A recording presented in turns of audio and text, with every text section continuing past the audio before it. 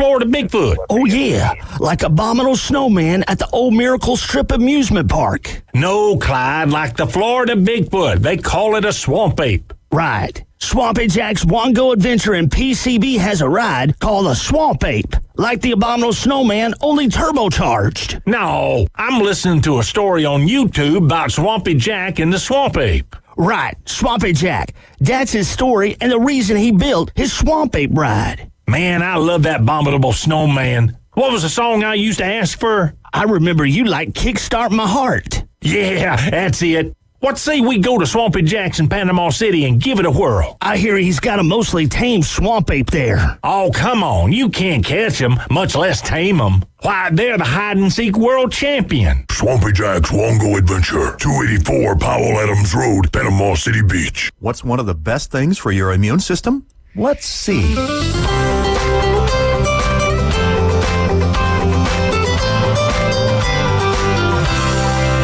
Doug Chamberlain with the Samaritan Ministries Family Health Checkup. Considering the season we're in, the best way to avoid getting sick is a healthy diet, exercise, and good hygiene. But another tool for your arsenal is loading up on vitamin C. It has many proven benefits like lowering blood pressure, reducing arthritis pain, and easing allergies and asthma. But as it relates to cold and flu symptoms, it's effective at boosting the immune system.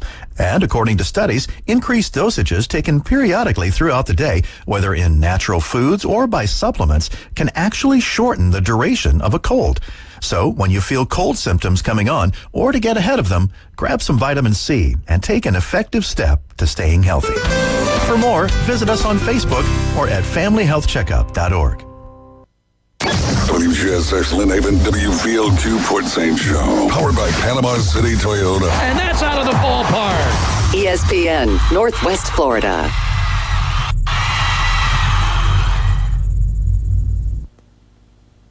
Dashed away and intercepted. Ball game.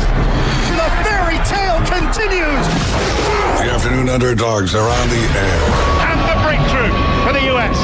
4.3 ESPN Northwest Florida.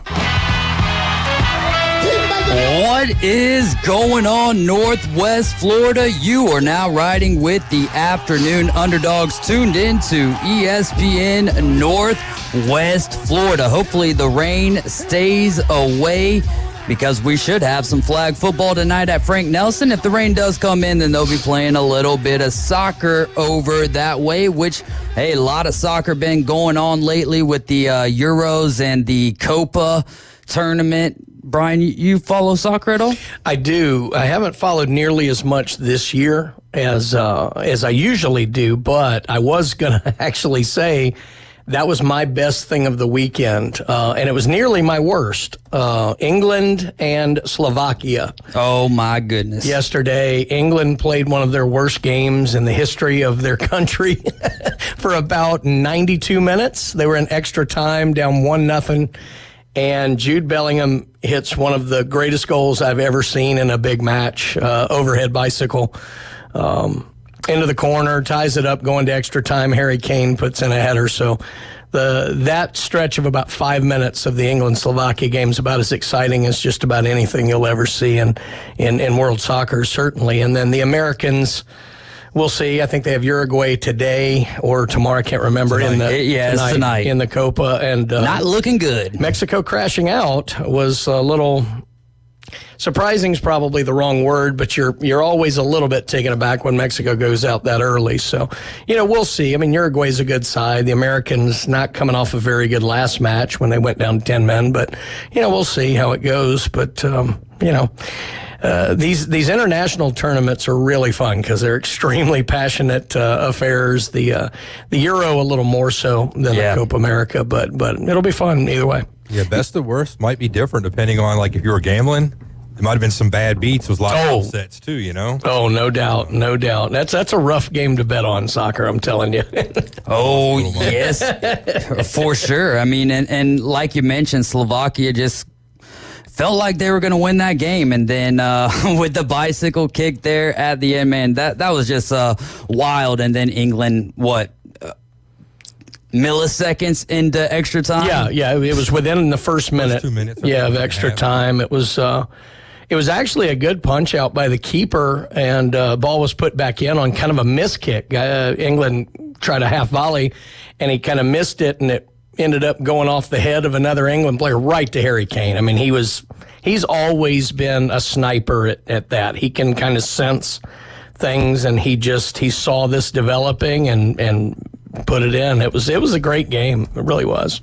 And we've got a great show lined up for you, as we always do on Mondays. I'm David Hayes, along with Coach Brian Haddad and Caveman Rick. Normally we've got James with us, but he is on vacation. So we're going to have an extended stay of Caveman Rick for the next couple of weeks, and we're excited about that. RJ Starcevic is going to be joining us at 4:20 today. We'll catch up on that race yesterday in Nashville. I didn't watch a ton of that yesterday. A lot of soccer. A lot of baseball. Is it still going on? I mean, aren't they in the 42nd overtime now? Oh, was it an 5 overtime race? Overtimes. Oh, my goodness. So it didn't, that one finished under the lights? A lot of wrecking going on there at the end. Well, Joey Logano, I do know Joey Logano got it done, and I'm excited that Jay took the week off last week in the Inside Drive. Otherwise, we would have made our picks, and Ryan would have gotten a great NASCAR pick yesterday, but because Jay wasn't here, we did not make, because he wasn't here, we did not make our picks. So that is great stuff there. Steve Barnes is back with us this Monday at 5 o'clock. And then the PCB Hobby Takeover with Todd and Julia today at 5:20. What are some things we're going to be talking about today, Brian? With Todd and the PCB Hobby I would Takeover? imagine just, general things going on at the shop. We are going to be open on the 4th, which is good news. Had a lot of people in there, a lot of baseball teams in there. That's been fun seeing the uniforms from all over. But there are a lot of products coming out this week and certainly over the next 3 weeks leading into the national convention. And then you've got Fanatics Fest in August, which PCB Hobby will be going up for in New York. It's going to be over 100,000 going through there. Some of the biggest athletes in the world will be there. So probably a lot of different things going on at the shop this week. So I'm glad that they are a great company when it comes to sports cards, because memorabilia, or not memorabilia wise, but just jerseys and stuff like that. Not the biggest fan of Fanatics materials that they use. I don't know if it's the materials, but I just know that it's a little bit on the cheaper side. And then Caveman Rick, you have something that you want to bring up with Todd this afternoon. And for our listeners, just text your questions, 850-215-6290. We'll be talking all things hobbies. I mean, that goes from coins, comic books, TCGs, and sports cards. I do need to add this. Definitely need to ask Todd. Picked up another batch of super high-end comics. Some that even I was like, wow. Is he bringing us in I don't know if he's bringing surprise one today? but there were a couple of big timers that came in for sure. So it was going to be good stuff. Yeah, Caveman Rick, we were watching UFC 303 the other night, and he got, was it Topps Chrome UFC cards, trying to get a Pierre. Yeah, and nothing there, though. No. Yeah. In fact, the only guy that he got that was fighting on the main card wasn't fighting on the main card. Brian Ortega. The one that got replaced at the last minute by Dan Inge, or however you pronounce his last name. Ige fought Lopez, right? Yep, Diego Lopez, and that was might have been one of the best fights of the night. We are 66 days away from the NFL kickoff. Cannot wait. Who's that going to be again? The Chiefs and the Ravens, man. I don't know if last year it was the Chiefs and the Lions. That was a heck of a game. New look Ravens this year with Derrick Henry. Bet on those Ravens.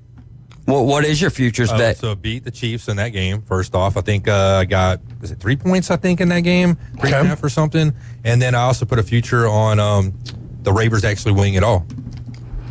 I think I saw a stat somewhere where like the defending Super Bowl champions are just horrendous in game one, like every year. And again, now with the way the NFL schedules it, they usually schedule a big game, to lead out like that. So, and you can bet the Ravens certainly want their little bit of payback, but well, when the Chiefs got us the first time go around after we got them in the Super Bowl, we beat them. Right.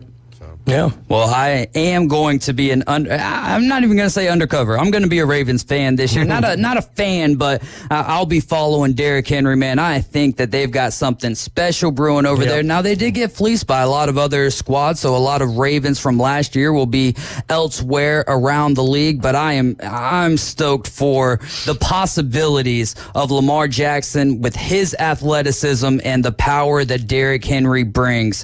53 days until college football week 0, Florida State, Georgia Tech. Man, do you think Alabama's ever going to get one of those Ireland games?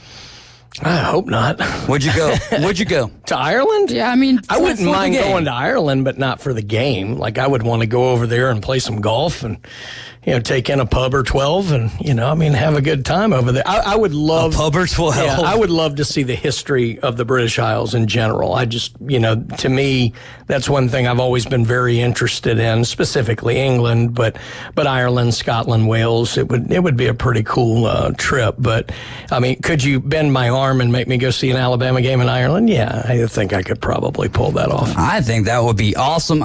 Just to go to Ireland in general would be a fantastic vacation, but to go see the Tide play somewhere where it's one of those bucket lists, like when the Tampa Bay Lightning were playing the Nashville Predators over there in the Tennessee Titans Stadium, had to go to that, man. I have to tell you the story. So I went out to L.A. I saw Alabama play UCLA in 2001. No. Can't remember if I think it was 2000. Yeah, it was 2000 because in 2001 they played in Tuscaloosa. So I went out there, and this was after Alabama had lost in the Orange Bowl to Tom Brady. They had most of that team back. Alabama was ranked number 3 in the country. Everybody thought, oh my God, here we go. National champion under DeBose. This is going to be great. Freddie Millens runs the opening kick or the punt back, and everybody thinks that, and then UCLA proceeds to just stomp Alabama, and I was miserable. But I have to tell you this. If you've ever been to the Rose Bowl, it's surrounded by the mountains. You're actually tailgating on a golf course. It's absolutely gorgeous out there. You got $1 million homes all around. But I looked up in the mountains and I started laughing, and people were like, what's so funny? Because there are 30,000 Alabama fans out there. But I looked up, and sure enough, the only double wide trailer that was on the side of the mountain had a big old Roll Tide banner off the side of it. And I said, you cannot make this up. So somehow something like that would happen in Ireland, There you go. Yeah, no doubt. Yeah. Maybe I was trying to think of what kind of housing they would have over there. I was thinking an igloo, but I know that they don't got no igloos over there in Ireland. Surprisingly enough, do you know what Alabama's record is against UCLA all time? Can't be good. 2-1. Well, I went to both of the losses, and I'm pretty sure I got banned from ever going to see Alabama in person again after those two. So why is that? Well, because we keep losing. Oh, okay, yeah. Then you stay away. You stay away. UCLA won in 2001, as you mentioned. That score was 20-17. Yep. Then that one was in, or no. 2001 was in Tuscaloosa. That's correct. Yeah, 2000 was out at the Rose Bowl. And that score was 35-24 UCLA. It wasn't that close, trust me. And then the Liberty Bowl all the way back in 1976, and Alabama won that one 36-6. So the score differential, if we were playing soccer here and we were in group play, then, hey, this could be working out well for Bama. But I think they need to get another game scheduled.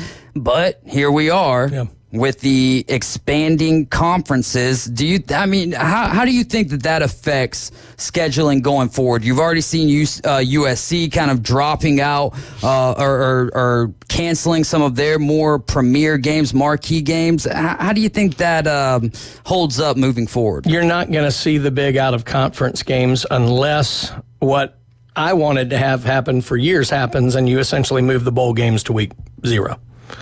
Because there's no point in it. The conferences are already at pretty much 18 teams, 16 teams. They're going to get bigger. So what's the point? Think about it. If you're in the SEC, why would you go out of your way to schedule an Ohio State, when you've already going to have 8, soon to be 9 conference games?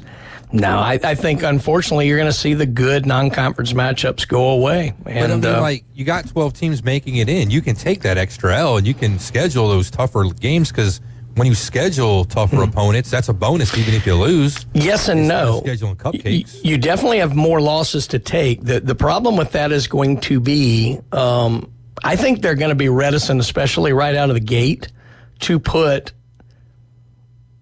that you might get 4 from the SEC, maybe.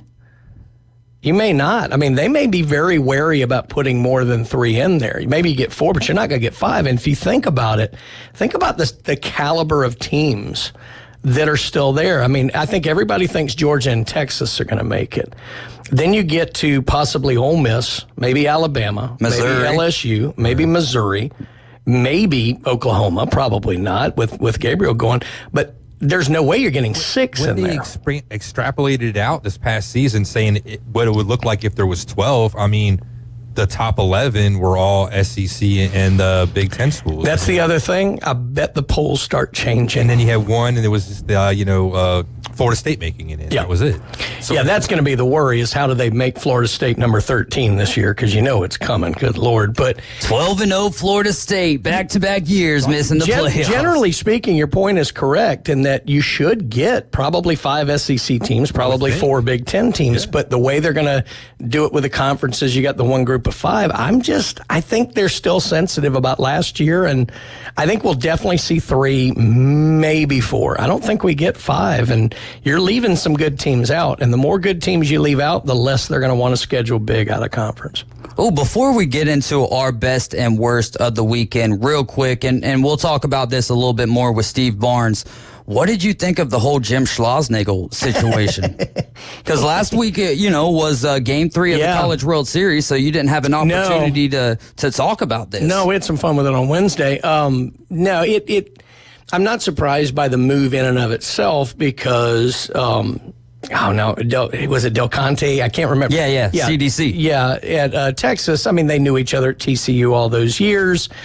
There was a little bit of talk. There was some friction with Trev Alberts coming in. I don't think it had to be. I think this was going to happen. I think he's always had eyes on the Texas job. There was a lot of talk. He wasn't A&M's first choice when he did get the gig under Ross Bjork. I don't know. I think this was one of those things. Now, the way it was handled was poor on a couple of fronts. Schlossnagle should have just said, none of you in this room hire me. None of you in this room fire me. I'm not discussing my job situation with any of you. And just be done with it. Yeah, he's going to catch some flack about pledging to his team and recruiting, whatever, but you're going to get that no matter what. But he should have handled it that way. The way he handled it was Tommy Tuberville in a pine box. It was a bad look. What Texas did, if I'm Schlossnagle, I would have been infuriated by it. Texas announced the morning of the Game 3 that they were getting rid of their coach. And it already started. I heard Schlossnagle right at that moment. And the fact that they did that, if I'm Schlossnagle, I'm like, why in the world would you do this morning? Especially if they've already been talking. Like, if you want to hit your rival and troll your rival, that's one thing, but you're getting me. Mm-hmm. Like, I would have been upset by that.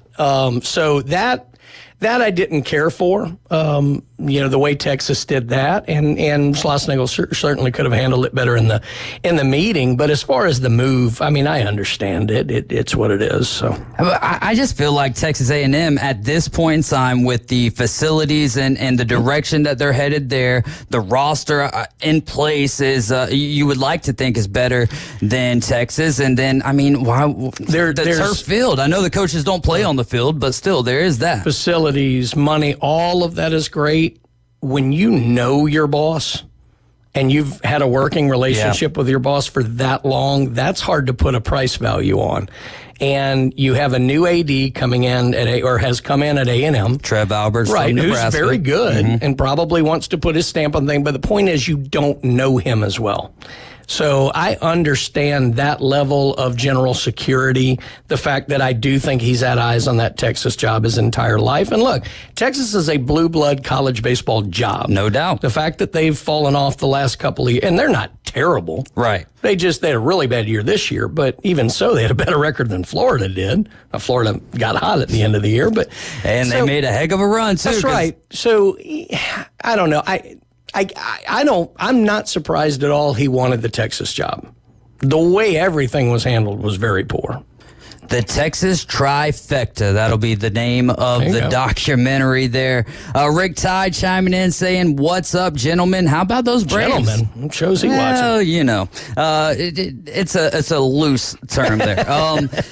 But yeah, how about them Braves taking 2 of 3 from the Pittsburgh Pirates? Watched a lot of Saturday's game. Wasn't that a pitching duel, man? I was so excited going into that to see Fried and Skeens. That was great. Paul Skeens had a bad day. He's so good. Still had 9 strikeouts. He's so good. Now, the good thing here is, and this is one of my best and worst of the weekends, is or best of the weekend, Jarek Kelenic. Lead-off home run off of Skeens, but then he settled on in, and that almost impresses me more than if he just mowed everybody down. The fact that he can go, all right, that was a lot of noise, and get right back to it. I mean, you don't expect that. We got to remember, this guy's been in the bigs, 2 months?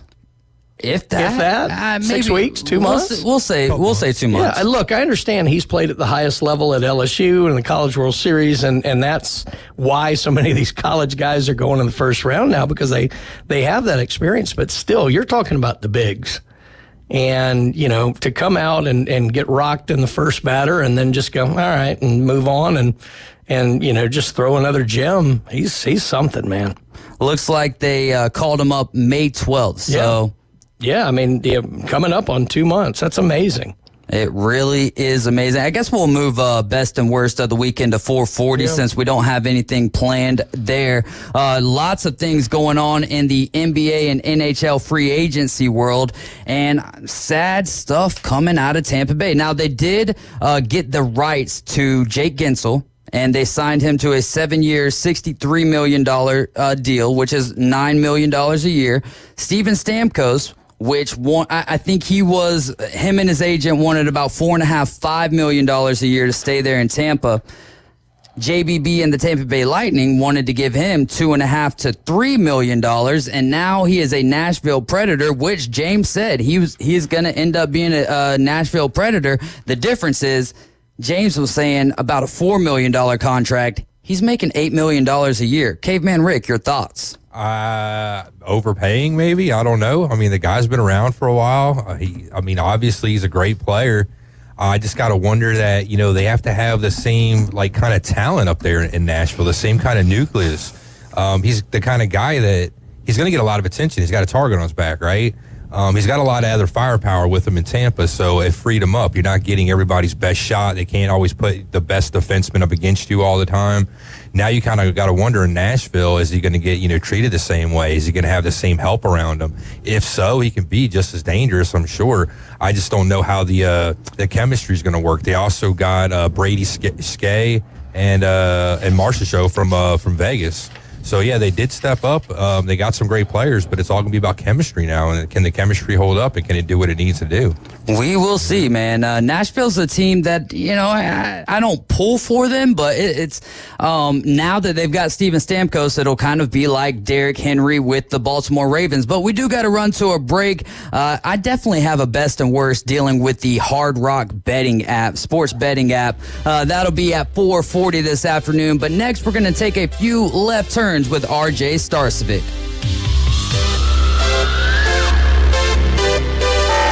America's team plays here. Swing and a miss. Struck him out. That's number 10. The Atlanta Braves on ESPN Northwest Florida. Charlie Morton, Max Fried, and Chris Sale lead the Braves' dominant pitching rotation. That's 18 up, 18 down. Sponsored by Panama City Toyota, LS Agency Insurance, Bestway Portable Buildings, PCB Hobby, and ESPN Northwest Florida. Got him swinging, strike 3. This is Joanna with your latest forecast on ESPN Northwest Florida this Monday. The remainder of the day, likely thunderstorms and light rain and 90 with a gentle breeze around 8 miles per hour coming out of the southwest. Tonight, some clouds with lows around 80. Tomorrow, partly sunny in the morning followed by likely thunderstorms and a temperature near 88. This forecast is sponsored by Mid-South Lumber, the best little lumberyard in Panama City. Thank you for listening to ESPN Northwest Florida. Rely on it. Discover the new Kia during the Summer Sticker Sales event going on now at Billburn Kia. Our SUV family is built for all-in adventures and endless possibilities. Whether you're traveling on the highways or off-road, you'll do it with grace and grit. Now offering 1.9% APR for up to 48 months on the purchase of a new 2024 Kia Sorento or a new 2024 Kia Sportage. You'll get the perfect balance of comfort, safety, and technology. Billburn Kia is the home of the 20-year, 200,000-mile warranty. Stop by and see us at 2435 East 15th Street or anytime at BillBirdKiaPanamaCity.com. Now enjoy the view this summer because the road is yours in a brand new Kia from Bill Bird Kia. Offer from Kia Finance America for the purchase of a new 2024 Kia Sorento or new 2024 Kia Sportage with $2,165 per month per $1,000 financed in 48 months. Quantities limited. No down payment required. Cannot be combined with other finance offers. The 20-year, 200,000-mile warranty is a Bill Bird Kia warranty. See dealer for complete details. Offer for well-qualified buyers. Must take delivery from dealer stock through 7/8/24. From Tyndall Air Force Base to the Hathaway Bridge, we're live and local. It's the Afternoon Underdogs. 104.3 ESPN Northwest Florida. Welcome back. No Atlanta Braves tonight, but we do got some Braves tomorrow and for the rest of the week. All 6:20 start times right here on ESPN Northwest Florida. Hopefully, everyone who went to the game this last Friday there to see the Pittsburgh Pirates. Hopefully, y'all enjoyed that game. 6-1 win for the Bravos. We told you that it was going to be Max Fried versus Jared Jones, and it was Martin Perez going for the Pirates and Charlie Morton going for the Braves. And I was glad to see Charlie Morton not look like a grandpa and kind of looking like Uncle Charlie. But we are going to take some left turns with RJ Starcevic. RJ, how are you doing in your neck of the woods, my friend? Hello. Yeah, doing good, man. It's the first time in about probably 7 days, or at least since I've been back from Charlotte, that it hasn't rained here in Tampa. The sun's actually out, so enjoying it, taking it in.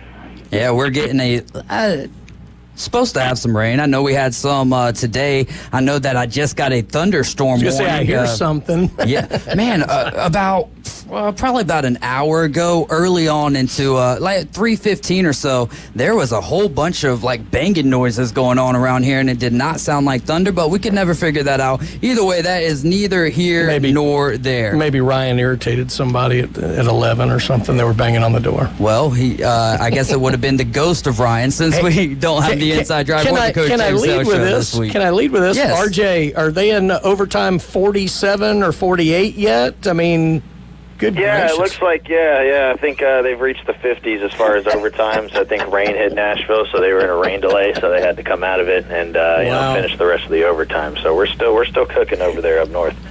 Why don't you ask them that other question that we were talking about during the break? Yeah, so obviously I've long been a fan of NASCAR. I've kind of lapsed a little bit, as we've talked about before. I remember the old days of, the Allison gang and Cale Yarborough, and he went to beating on my fist with his face. And so fighting's always kind of had this history in NASCAR, and the old Southern Guard, the diehard fans, if you will, always loved it. And then there was that time, maybe over the last 20 years, where NASCAR clearly wanted to broaden their appeal, both nationwide and probably more to families, and they were clearly discouraging that type of behavior. We've seen a lot of interactions this year on the track, in the pits. Now we've got the whole deal with Eric Almirola and Bubba Wallace. I know they're not directly encouraging it, and they've certainly levied some fines down, but do you think NASCAR secretly is kind of happy that this is going on and maybe drawing some of those hardline fans back in? Yeah, I mean, you're just talking about more of the fighting in general in NASCAR these days, from what we've seen. Yeah, I think so. I mean, they've certainly not, been afraid to promote, the fights. Obviously, the most notable one this year being Stenhouse and Kyle Busch. Sure. We saw how far that went, especially with Kyle Busch being a very household name. Probably brought a lot of people back as well. Like, oh, that's the Kyle Busch I remember. Right. Getting in a scrap. But yeah, I think there's certainly, I don't think you can't say that, the people over there in HQ are sitting there, discouraged by fighting. I think they're, when they see one, it gives you something to post, gives you a lot of clicks and, a lot of publicity. So, the fines are handed out, and that's, from up above, but I think a little bit below from up above. But even maybe, the top dogs over there in NASCAR, I'm sure they're not too opposed to it as far as, what it can do for the sport. Yeah. Now, I saw a brief video of Bubba Wallace. I don't know if Eric Almirola was involved in that or not. The video moves so slow. I didn't even stay around for the whole thing. What can you tell us about the Bubba Wallace and Eric Almirola situation? Yeah, so basically it was something that happened over a month ago, but just publicized, this week, where I guess they were, from what I've gathered and for what's been put out there, they were in a Toyota. There's one meeting per week. It looks like that happens with Joe Gibbs and 2311, obviously being under the same umbrella for TRD. And in one of those meetings, I guess it got pretty intense verbally. At least, maybe somebody said something to send somebody off, whether it was Eric or Bubba, both. And ended up with, I guess, Eric being the one to physically do something to Bubba Wallace, which I guess from what it said, both of them had to be separated and stuff like that, because I'm sure one of them didn't, take what the other had thrown at him. So, those are two drivers that have had history. Last year at Charlotte, they got into, Eric Almirola shoved Bubba Wallace on pit road after they exchanged words during a red flag during the Coke 600. I know, they've had history just together throughout their careers, with Bubba Wallace being the one who, took over the 43 for Eric Almirola. Not sure if everything started since back then, but I know I've gathered it's a relationship that has never been totally on the positive side. So I think those are two drivers that have not loved each other over the years, and I guess now being on the same team and seeing each other for a meeting every week, with Eric being involved in JGR now, it's just boiled over, I guess, into a physical altercation, and Eric Almirola got suspended by Joe Gibbs Racing, and it does look like, though, he will be back at Indianapolis per what the team has said. Well, give us a recap of what went down in Nashville yesterday. Yeah, the race, it seemed like it would never end. We got towards the end of that race, and I'm pretty sure we were coming to the final overtime restart, and the first overtime restart, and the sun was still out a little bit, and then the race finished, and the sun was gone. So if you want an idea of how long that race took to finish, that's pretty much it. So overall, it was a race that was dominated by Toyota. Joe Gibbs Racing, more so Christopher Bell, swept the stages. And then, unfortunately with strategy, there's a lot of strategy going on in the race, and he got caught up in the back and wrecked. And so he wrecked out of the race, and that kind of allowed a free-for-all up front. And when we went to the final overtime restart, it looked like it was going to be Hamlin versus Chastain versus Larson, who were the front runners towards that last half of the race. And then Kyle Larson sent it in there into Hamlin, and then he got into Ross. Ross went around, and that just started the absolute calamity of overtime restarts. We saw people were running out of fuel, people were wrecking, blowing tires, whatever it was, transmission issues. Everybody had issues in the 5 overtime restarts that we had, and it ultimately led to Joey Logano on one of the oldest tires in the race, per what has been shown. He goes out there and he wins the race, holds off Tyler Reddick and Zane Smith, Zane Smith is, if I do a quick scroll here, he is 34th in the point standings. He finished second. He was feet away from winning that race. If he would have won that race, he'd be in the playoffs right now. 34th in the point standings. So that could have been a very interesting discussion on Twitter all week. But nonetheless, Joey Logano, who was fighting to get in the playoffs on points, gets the win, and absolutely probably one of the wildest, just craziest finishes we've seen, I guess, in recent memory, as far as the amount of chaos that was associated with it. I got to ask you, RJ, is Kyle Busch driving with like a black cat in his car? I mean, it looked, he's had the worst year I think I've ever seen out of a great driver. He's up there with a chance, and then like you said, after Larson and Hamlin do their thing, Larson runs out of gas, doesn't go. Busch smacks in the back and ends up 37th after he might have had a chance to win the thing, I think. So just unbelievable luck. We come on here every week, and people ask me whether it's on here or just on Instagram. They're literally like, hey, when is Kyle Busch going to come back, and get it done? And I'm like, oh, well, I'm looking at this track this week, and I think he's got a shot. And then he does, we go into the race and he has a shot, which, to be honest, in Nashville, they stunk.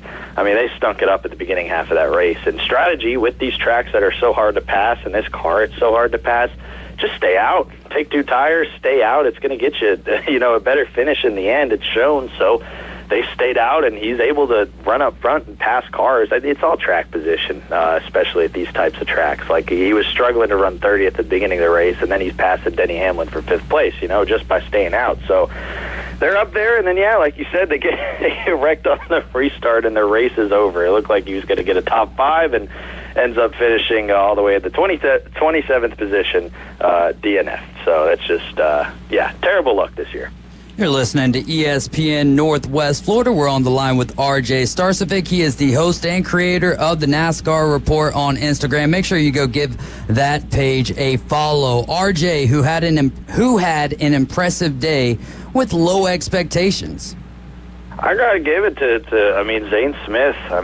I just so surprised to just see him come into the picture there at the end of the race. I was like, oh my gosh, the 71 car. We have not seen him all year, and we don't know, if he's really had the best cars over there at Spire Motorsports, but we know Zane Smith's talented. He's a truck champion. Second place finish, highest in his career, and like I mentioned, that would have absolutely set the world on fire if he would have won a race from 34th in the point standings, getting a playoff spot. That would have been an absolute slap in the face for everybody in the field. So some people are relieved that he didn't win, but awesome day for Zane Smith. Who had a disappointing day, who went into the race with high expectations. Well, I would say Kyle Busch, but that last part kind of, there was no high expectations anymore for that 8 car. So not him, but I'd have to say Christopher Bell. With how dominant they've been, he won stage 1, wins stage 2, crashes, absolute heartbreak. I know he was upset, so I know they'll rebound, but that was a race that they probably feel they should have won. And it's been a couple of weeks, I believe, since you've given us your high-powered rankings. So give me your top 5 drivers right now with RJ's high-powered rankings. Yeah, right now I'm looking at, I'm still, he wrecked out, but I feel like I'm putting Christopher Bell at 1. They've been so fast, this entire month, or the entire month of June. Now we go into July. I think they're going to continue the speed. Chicago Street Course, they'll be good. Number 2, I'll have to put Kyle Larson there. Obviously a threat at every track. They've been very strong. Chase Elliott, he's second in the point standings. He's had a pretty, very strong year as well. Same goes for Denny Hamlin. I'll put him at 4. And then Tyler Reddick, I'll slot in there at 5. Almost won at Nashville, an up-and-down day for them. Chicago Street Course, I think, will be another good track for him. Who do you think is the next driver to punch their ticket into the playoffs with a win? Man, yeah, and I think we're going to get it. Every week we've seen, a different winner come in here now to the point where, we really only have 4 playoff spots available on points. Next driver to win, I'm going to go with Ross Chastain, just going, gritting his way, to a victory because, only 4 spots on points, or 5 spots on points with Truex. He's going to feel like he has to win coming down here to the end. And we've already brought up Kyle Busch a couple of times here, but let's ask a 2-part question here. Can Kyle Busch get a win? But then the other part of that, will he get a win according to RJ? Yeah, I think can. I feel like he can. I think there's 2 tracks, honestly, that I think he can do it. I'm looking at Indianapolis, the Brickyard 400. We go back to the Oval, a track that he's won at before. He's had success at before. What track to go back to then to win there. And then, honestly, it's so weird to say this for Kyle Busch, but Daytona's the wild card spot down there in August 24th. We'll be out there. I think that'll be a chance. It's a chance for everybody, but, it might come down to, how often have we gone to Daytona and said, Kyle Busch has to win to get in the playoffs, as a wild card. So I think those are his 2 chances right there. And what's the latest and greatest going on with the rivalry between Kyle Larson and Denny Hamlin? Yeah, another chapter this weekend. It seems like every other week it's picking up, or every week at this point. They ran into each other at New Hampshire, and that's when Kyle Larson had the radio banter with his crew chief. And then in Nashville, it seemed like Kyle Larson ran him a little bit tough, coming to the end of the stage, ran Denny up the track, and then Denny ran into him under caution, saying he was going to get him. They ended up never really seeing each other the rest of the race until the finish, until that last lap where Kyle Larson tried to absolutely send it in on him and then ended up taking out poor Ross Chastain on the outside there. But, yeah, another chapter etched this weekend at Nashville. I think this is really great. I really think this is going to be for as long as Denny Hamlin continues to compete, I think this is going to be one of the top rivalries in recent memory. We look at great rivalries over the years in the history of NASCAR. We needed one again, especially as Kyle Busch and Joey Logano haven't really been at the top of their game lately. Denny Hamlin and Kyle Larson are 2 guys that are going to be up front every week. And if they're battling it out, fighting it out in a good old-fashioned rivalry on the racetrack, I think that's what the sport needs as well. Give me your expectations for the Chicago Street Course, and do you think it'll come back next year? Yeah, well, I'm hoping that it looks like the weather's going to be better this year. You know, I was there last year, and I was absolutely soaked because, number one, it was raining a lot. Number two, there wasn't much places to take cover there. So I was very wet in Chicago, but I think it's not going to rain this year. Won't be making the trip this year, but I don't think it's going to rain this year. I think we're going to end up seeing a lot better of an event just because of the weather. It's going to be sunny. The track seemed like it was, able to have passing on it. We saw an electric finish last year still. Shane Van Gisbergen getting the win. Do I think it comes back next year? I think it does. The initial deal was a 3-year deal. They do have to keep, they'll talk and see if they want to renew it after every year. I feel like it'll come back next year, but I do feel like after that third year, they're going to end up looking around and seeing, maybe where other cities that they can take it to. So, who knows? Maybe who knows what city they'll end up strolling into next. But I feel like that is the long-term goal. And then finally, your top 3 drivers for this upcoming race in the Xfinity and the Cup Series. Yeah, Xfinity Series, I have to put Shane Van Gisbergen in there, his first career Cup win there, and he's absolutely dominated the Xfinity races on the road courses. I'll put in A.J. Allmendinger there as well. He's in the Xfinity Series full-time, looking for his first win. And then somebody that won last year, I'll put Cole Custer in there, maybe trying to go back-to-back in a full race this year. And then for the Cup Series entry list, it's interesting as well. I'll put Shane Van Gisbergen back-to-back in there. Is he going to go back-to-back in the Cup Series? That'll be fun to watch him attempt that. I'm looking at somebody like Kyle Larson. He was decently competitive last year, not a race-winning car, but I feel like they've looked at notes and he'll be good this year. And then I got to go somebody, maybe we'll throw somewhat of a wild card in there, maybe somebody like Todd Gilliland, who for Front Row Motorsports, sort of in that playoff hunt, but now with the win to Joey Logano, it's probably going to need a win. I'm looking for Todd Gilliland to have a big weekend at Chicago. All right, cannot wait for it. RJ, thank you so much for giving us some of your time, and we'll catch up with you next Monday, my man. Yes, sir. See you guys next week. All right. You have a great rest of your evening, man. Portugal and Slovenia. You surprised, Caveman Rick? They're in penalty kicks right now. Yeah, I'm surprised. My boys should be winning. I got the Ronaldo jersey on right now. Kind of a poor showing, I think, for Portugal. They're better than that. Kind of like how England was yesterday. There you go.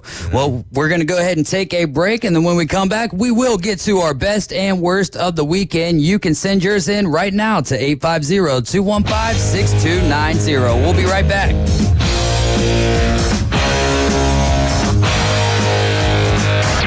For 7 years, ESPN Northwest Florida has been your destination on the Panhandle for the Atlanta Braves. He just blew the doors off that thing. But our listeners are the real MVP. Another dominating performance. So this year, we're giving away more tickets to Truist Park than ever before. Keep listening to win family 4-packs to experience the Atlanta Braves. From ESPN Northwest Florida, PCB Hobby, Pepsi, Fairfield, Hampton Inn on Thomas, and Home 2 Suites.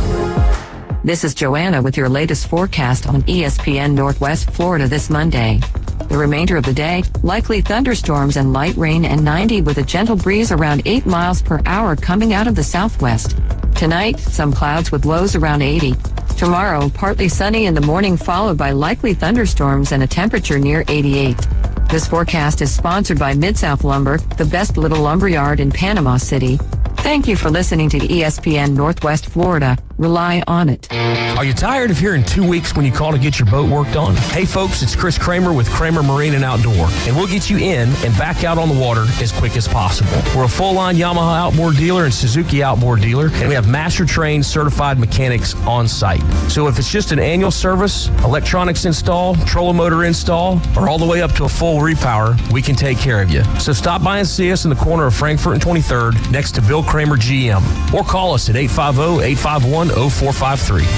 Are you hungry for authentic Mexican cuisine? Then come to El Rodeo Tequila Bar and Grill, where we serve up the freshest, most flavorful dishes on the beach. El Rodeo Tequila Bar and Grill, a great location, comfortable atmosphere, and happy hour from 3 to 7. Buy one, get one free, regular margaritas and 12-ounce house drafts. And you're going to love their lunch specials, Monday through Friday from 11 to 3. Plus, live music Wednesdays and Saturdays starting at 5:30. El Rodeo Tequila Bar and Grill, Thomas Drive, across from the Navy base. He likes to lift weights in a parking lot and eat Weight Gainer 3000. I'm really starting to feel out nasty. David Hayes is part of the Afternoon Underdogs on ESPN Northwest Florida. And we are back. You guys are riding along with the Afternoon Underdogs. I'm David Hayes along with Coach Brian Haddad and Caveman Rick. You're tuned in to ESPN Northwest Florida. You can call or text us at 850-215-6290. I guess we'll play a little trivia today and give you guys an opportunity to win $25 to not the, but that boot store.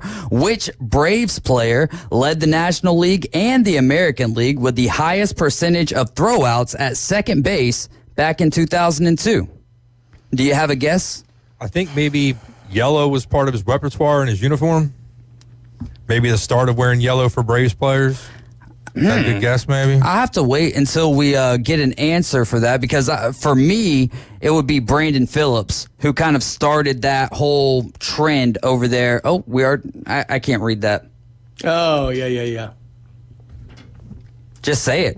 Just say it. I don't want to give away the answer in case. Okay. No. Now I'm with you. No, that is not the answer. This is back in 2002. Yeah, I think it's time for us to get another marker back there. I thought I knew the answer, but then I realized I was thinking of the 90s. Oh, man. So who was your guess? I would have said Javi, but... 850-215-6290. Might not be a bad idea to listen to Coach Brian Haddad right there. 1960 on this day, the Braves are swept by the Cardinals in a doubleheader despite St. Louis blowing 7-0 and 5-0 leads.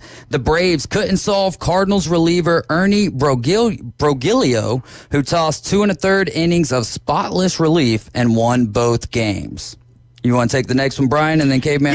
We'll do that. 1961, Gordy Coleman collects 8 hits and leads the Reds to a doubleheader sweep over the Braves. Good Lord, this isn't going well for the Bravos. No. Some days they are really well, and some days they don't. All right, 1970. Here you go, Adam. The Reds topped the Braves 9-2 as Tommy Helms becomes the first Cincinnati player to go deep at Riverfront Stadium. It will be his only one of his career. Wow. Of his year. Wow, that's pretty cool. Yeah, that's some awesome stuff there. 1999, this guy was in the booth recently here with the Atlanta Braves, and I love it when you've got Tommy G or Jeff Francoeur. I'm not a huge fan of Matt Capp, but again, neither here nor there. Tom Glavine fires a complete game in a 4-1 victory over the Expos. This is Glavine's 13th career victory against Montreal. So you get a good one here. Yes. How about this? I mean, in 2003, the Florida Marlins, Florida at that time, destroy the Atlanta Braves for a franchise record 20 runs in a 20-1 loss for the Braves. So nice job getting that one. Caveman Rick's on the phone, so I'll take 2011. Jair Jurgens. It's been a while since I've heard that name. Spun a complete game, 1-hit shutout against the O's. The 4-0 victory helped lower his already sparkling ERA to 1.89, which led the National League. The only hit he allowed was an Adam Jones single in the 7th. Guy who hits like 180. Yeah. Yep, his batting average was lower than Jurgens' ERA. Jurgens' incredible first half would earn him a spot on the All-Star team. What do you think about Gunnar Henderson going to be in the Home Run Derby, my man? Dude, Gunnar Henderson is a beast, and he is. I mean, a lot of the guys, as we've seen with Corbin Carroll and other guys in the past, they have a difficult time backing up their Rookie of the Year campaigns. Gunnar Henderson just looks like he keeps getting better. You know, is he from Hoover, I think, right? I'm almost positive he's from Hoover up there, so not all that far from us up in the Birmingham area. But, man, he is a beast and, the top, young superstar on a team full of young superstars. So pretty cool. And the Home Run Derby is going back to outs this year. Okay. Yeah, it's going to be a little bit of a different format. Travis, you were riding with the Afternoon Underdogs. My man, have you won in the last 30 days? Yeah, David, I did. Actually, when I was talking to Caveman, I wanted to let you know. So, I've been calling to try to get Mason, Braves tickets so we could go to the game. Yes, sir. So I won. come to find out, he will actually have his basketball camp that weekend. So instead of trying to just do something else, I wanted to gift them back to you guys. Maybe y'all could put them up for the trivia today and, bless someone else. Hopefully they can go. Okay, then that's exactly what we're going to do. Just send them back to... I'll have to figure that out, Travis. I'll text you, my man, and I'll figure out the right email address for you to send them to. Okay, buddy, absolutely. Hey, July, what is it? July 12th? July 5th, this Friday. It's fireworks night. It's at 7:20 p.m. Okay, yeah, no doubt. That's when the game is, but I'm talking about getting you in for Fan Friday. Oh, yeah, absolutely. July 12th. July 12th. All right, let's just go ahead and lock that in. Deal. Remind me, because I'll probably forget. I'll try to think about it too, since I'm here on Fridays. Hey, good to hear from you, Travis. Hey, which of the wide receivers there for the San Francisco 49ers do you think they should get rid of or let go? Debo? Like, as much as I love Debo, I really do. He's a key part of our team. He's older. He costs more money, and he's not putting up the numbers he was. Ayuk makes a much better deep threat option, and he opens up the field a lot more, especially with the guy from Florida coming in. Ricky Pearsall. Hey, Travis, thanks so much for the call, my man. Thanks, buddy. Y'all have a great day. Yeah, thanks for the gesture, too, man. Appreciate it. And yes, absolutely. Just like that, the trivia package for today has been upgraded tremendously, and that is going to be 4 tickets to this Friday's game to see the Philadelphia Phillies take on the Atlanta Braves. Hey, Caveman Rick, when you get a second, find out that pitching matchup for me or what it's perceived to be, okay? So all you got to do is tell me which Braves player led this is easy peasy. Which Braves player led the National League and the American League with the highest percentage of throwouts at second base back in 2002? And for the win, all right, for this game on Friday, pretty good matchup. Supposed to be Aaron Nola from the Phillies, you get your Max Fried from the Braves. There you go. And the Phillies right now, tough. It's a tough go for them. Which pitcher you get for the Phillies? Well, no, I'm not. I'm talking about Bryce Harper and Schwarber being on the IL right now. We'll be all right. We had Turner down for a little while. Our guys are still hot, playing well. And like I've been saying, we don't want to get too far ahead of ourselves, so we still are playing meaningful baseball at the end of the regular season. There you go. 850-215-6290 is the number to call if you want a family 4-pack of tickets to go see the Braves take on the Phillies this Friday. The Braves on ESPN Northwest Florida, sponsored by Brock's Pest Control. Store more portable buildings, Bill Bird Kia, Mid-South Lumber, and PCB Hobby. Did you hear anything from the Bill Fish Open over there at Bay Point? I didn't. I was pretty busy, with a couple of things like that. I heard they pulled in 2 really big ones. I guess I had kind of heard, but I didn't follow it very closely, unfortunately. So that's one thing I actually would love to do once. And I'm not a big, deep sea fish, guy anyway. I'm usually more, kick up to a tree stump and drop a brim buster in the water. But it would be fun to do. Best and worst of the weekend. Caveman Rig, let's start with you. What are your best and worst of the weekend? Best? Well, it kind of goes along the same lines, I guess. We talked about some of the great sports that we got to watch this weekend. So some of the best would be a lot of those great UFC fights we got to watch, and we talked about last Friday with Johnny Yankee Seed, our buddy up in here. And along with that, some of the best, too, some of those soccer games that we were watching, but some of the worst, some of those outcomes, too, like I had mentioned. There's a lot of people that probably had some bad beats this weekend, including myself in a few situations. And I was the beneficiary of a couple good wins, too. So I think overall, ups and downs are pretty good. It's kind of, life, roller coaster. Boy, here's one of the worst. Penalty shootout, Portugal and Slovenia. Slovenia miss all of their first 3 penalties. Ooh. Portugal goes through on penalties. Hell yeah. And that's why I got my Portugal shirt. Cristiano Ronaldo takes the first one and makes it. So Portugal hits their first 3, Slovenia misses their first 3. They shouldn't even have to go there. Yeah. Oh, that's true. That's true. So, what do you think's been the biggest upset in your eyes, Caveman Rig, between the Euro and the Copa tournaments? Biggest upset? Oh, that's kind of tough. I don't know. I mean, shoot, we were even looking at like France earlier, man. They were having a rough go of it today up until the end. I mean, they were looking like Belgium's at least solid. Yeah, but still, France. I mean, come on, they're like top 4 in the world, like pretty routinely. Who was it? Georgia beat their Portugal. and it wasn't. We were sitting a lot of guys. I mean, look, it was still like.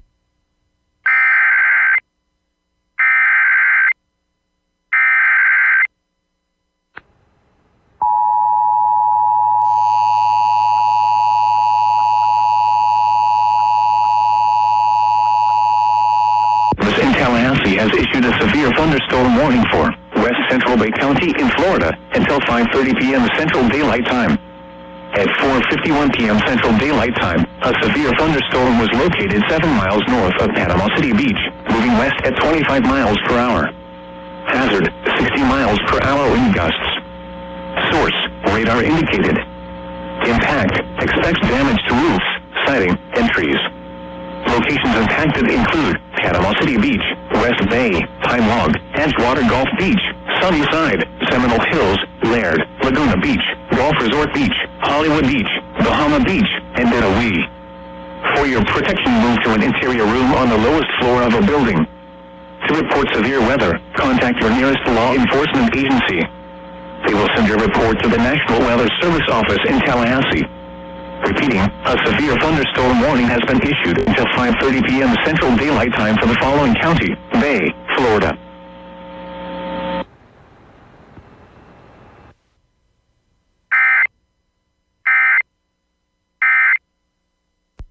That was a couple of weeks ago. So last night, I just found different ways to bet on table tennis. And I tell you what, man, it is a very fun, it's because it's so quick paced, you know what I mean? Sure. It's kind of like just playing a whole bunch of hands of blackjack, except for you, there's no skill. You have no control of this. I do have to throw this out. I have a buddy over in Jacksonville that I used to coach with, and he knows that I watch soccer. And also when Georgia did beat Portugal, he was telling me ahead of the time that, if he had X amount on Georgia and if they won, he's like, I think I like this bet. The thing that cracked me up was he knows nothing about soccer at all. And so as he's sending me this, he's not calling them Georgia. He's calling them UGA. So I swear, I'm wondering if he thought the University of Georgia was playing in this tournament. Man, and they took, but he won. Took out a whole country. Hey, they are red and white. If you look at their colors. Yeah, there you go, man. Let's read some of our on our Facebook post there. Some of the best and worst of the weekend. Jake McGowan, my 8U team, taking third at the World Series. That was over there in Mississippi. They're going to be in the building with us Wednesday afternoon at, I believe, 5 o'clock. And that should be a fun time. Yeah. Highest finishing Lynn Haven team ever at the World Series in any age group. And I believe that is for the Dizzy Dean World Series. Hard to have a worse take after being a part of that. Tim Reed, who was on the coaching staff with him, said same. Johnny Yankee Seed says best was Alex Piera adding to his legacy with another impressive win. Worst was Ortega having to pull out of the main event with an illness. Kudos to Dan Ige stepping in with 4 hours notice. Legendary move.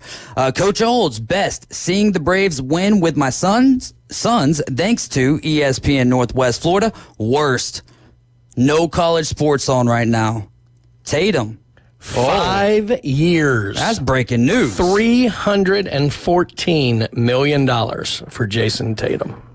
Well, non-superstar. I was about to say, forget whatever AG wants to say. That's superstar money right there. 5 years, $314 million. Rick Ty, best. Braves winning the series over the Pirates. Another best. AJ Minter being reinstated, and that happened today. Worst. Couldn't think of one. Neither could Lucinda, which is Rick's wife. Oh, she thought of one. Logano winning the race in Nashville. Agreed. She is not a Logano fan. Agreed. Nobody should be. Oh, man. Well, Ryan Mulvey is, because that is his week in, week out pick. Gosh. Yeah, so there is that. And Paul George going to the 76ers. There was kind of some murmurs of that. How do you feel about that, Caveman Rick? Cautiously optimistic. I mean, we've done a bunch of stuff in the last, handful of years. Really hasn't turned into much. our biggest thing was we couldn't get out of the second round. Now this past season, we didn't even get out to the second round, So wait and see what happens, I mean, Cyan Maxey was good. Harris left to go for a couple of years. I don't remember where he left to. I can't recall now. So much movement. Right, exactly. So wait and see. Hopefully it'll build something and they'll turn into something. But just because you got Joel Embiid making that comment earlier this offseason and bringing Paul George over there, I mean, it's noise right now, and that's about it. 4 years, $212 million for Paul George. 1 extra year for Jason Tatum. $100 more million. Max because he's been with that team for a while. 100%, but still, $300 million is a lot of money. And sources say Klay Thompson looks like he's heading to the Mavericks on a 3-year, $50 million deal. So. Do you think that helps at all? I don't know. Maybe they're outside shooting. They may, because I mean, you got Luka and you got Kyrie there, so maybe. Yeah, but Klay's getting old. I was gonna say I see him being a 6-man kind of guy who can spell and give the guys some minutes. Maybe to rest. That might help, and that might be the last thing they need. It's pretty tough in the West too, though. Yeah. So I don't know, man. Just getting him might not be enough to do a whole lot over there. Well, we're around the corner from hour number 2. You're riding with the Afternoon Underdogs, and this is ESPN Northwest Florida. Quick timeout. We'll be right back.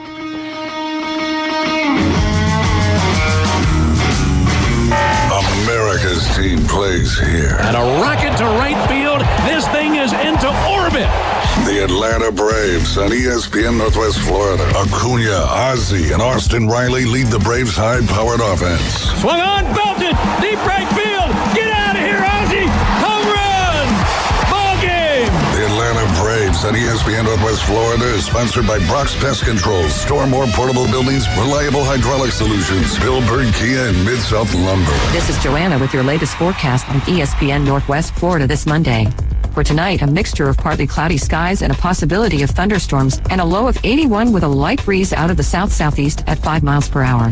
Tomorrow morning, light sprinkles and a possibility of thunderstorms with temps around 87. In the afternoon and evening, a likelihood of thunderstorms and partly cloudy and a temperature near 87. This forecast is brought to you by Earthworks of Northwest Florida. Thank you for keeping that dial at ESPN Northwest Florida. Rely on it. At Brock Lawn and Pest Control, we're proud to be awarded the distinction of being Quality Pro certified. Our technicians have passed rigorous training in eco-friendly application and prevention of pest treatments. Part of the program is the practice of integrated pest management. IPM's goal is to prevent pests from ever entering your home. It includes inspection, prevention, education, and, when necessary, application. We're proud to be Quality Pro certified. Brock Lawn and Pest Control, the standard and level of trust. WGSX Lynn Haven, WVLQ Port St. Joe. Powered by Panama City Toyota. And that's out of the ballpark. ESPN Northwest Florida. You're a real estate agent, not a social media expert, but you absolutely need a professional social media strategy. Stay on top of mind, top of feed, and be in more places. Introducing SocialStackPro.com, a tool for real estate agents that inspires your content with the power of ChatGPT built right in. Try SocialStackPro.com for free. Focus on building your brand, building relationships, and post like a pro with SocialStackPro.com. Now back to the Afternoon Underdogs. This 53-man roster is stupid. Where it's halftime all the time. Raise the rosters, you cheapskate owners, and get that done now. The Afternoon Underdogs. ESPN Northwest Florida.